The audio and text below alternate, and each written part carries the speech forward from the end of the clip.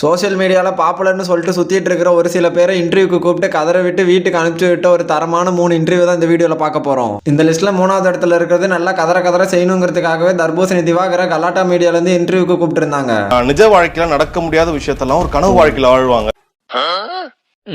நம்மளை வச்சு செய்ய போறாங்கன்னு தெரியாம வழக்கம் போல கேஷுவலா வந்த திவாகருக்கு அங்க என்ன மாதிரியான சம்பவம் நடந்துச்சுன்னு நீங்களே பாருங்க. நீ ஊர்ல இருக்க எல்லாரும் தப்பா பேசிட்டு இருப்பீங்க, நான் உட்காந்து கேட்டுட்டு இருக்கணுமா? வந்து என்ன சொன்னாருன்னா, நான் சொல்ற மாதிரி கேள்வி கேள்விப்பா, ஏன் கட் பண்றீங்க?